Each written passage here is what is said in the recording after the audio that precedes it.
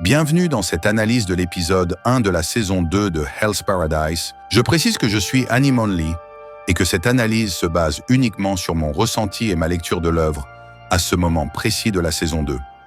Produit par le studio MAPPA près de 3 ans après une première saison qui s'était achevée sur un doute fondamental. Gabi Maru a-t-il réellement une femme ou n'est-ce qu'une construction de son esprit? L'épisode reprend exactement à cet endroit. Gabi Maru est toujours plongé dans une profonde incertitude sur lui-même, comme au tout début de la série. Sa mémoire reste fragmentée, presque effacée, ce qui crée un contraste frappant lors de son affrontement avec Asa Shobei. Là où Gabi Maru doute de son identité et de ses motivations, Shobei et son frère, eux, savent précisément pourquoi ils se battent et ce qu'ils veulent obtenir de cette île. On assiste alors à un choc entre deux types de combattants, celui qui agit par conviction et celui qui agit par attachement à quelque chose qu'il ne comprend même plus totalement.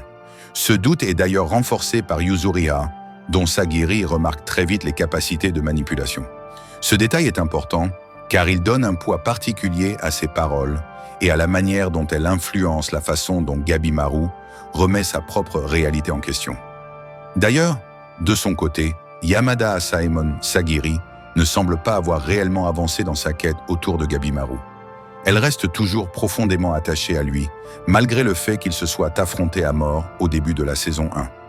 Là où elle doutait autrefois de ses intentions criminelles, façonnées par l'entraînement brutal du clan Iwagakure, elle se retrouve désormais dans une position ambiguë, tiraillée entre son devoir d'exécutrice et la compréhension qu'elle a développée de sa souffrance. Sur le plan visuel, cette reprise marque aussi une évolution. L'animation profite d'une palette de couleurs plus riche et plus contrastée, ce qui renforce l'atmosphère à la fois mystique et inquiétante de l'île. Le paradis n'est plus seulement hostile, il est devenu presque hypnotique, comme s'il cherchait à séduire ceux qui y pénètrent.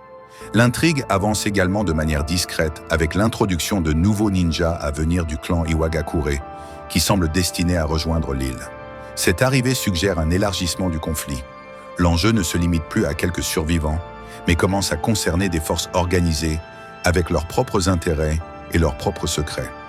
Enfin, les Éternels continuent d'incarner le cœur idéologique de la série. Leur volonté de perfectionner leur respiration et de maîtriser la vie elle-même les rapproche toujours plus d'une logique quasi divine. Comme dans la saison 1, ils représentent chacun un reflet des péchés capitaux. L'orgueil dans leur quête de supériorité, l'avarice dans leur désir de tout posséder, l'envie, la colère, la luxure, la gourmandise et la paresse dans leur mode de vie figé et déconnecté de l'humanité. Cet épisode ne cherche donc pas à choquer ou à surprendre immédiatement. Les compagnons de Gabi Maru le trouvent moins performant qu'avant. Il pose les bases d'un conflit plus profond entre ceux qui veulent vivre éternellement, ceux qui veulent simplement survivre, et Gabi Maru, qui lui cherche encore une raison valable de continuer à exister. L'opening mérite aussi qu'on s'y attarde. On y voit notamment Yuzuriha tenir dans ses bras quelqu'un qui semble mort, vêtu de son ancien accoutrement de la saison 1. Cette image suggère peut-être un flashback ou un événement clé à venir plus tard dans la saison, et elle ajoute une dimension tragique et mystérieuse à son personnage. Côté musique, l'épisode mise surtout sur une ambiance sonore onirique, voire horrifique, plutôt que sur un thème clairement identifiable, à l'exception du passage final avec le combat entre Gabi Maru et Shobei, où la musique devient plus marquante et plus intense.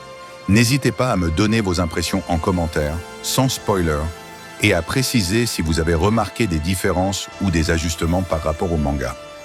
Et si ça vous intéresse de suivre mes prochaines analyses et contenus, vous pouvez me retrouver sur Instagram @riomarty, où je posterai à l'avenir en parallèle de YouTube.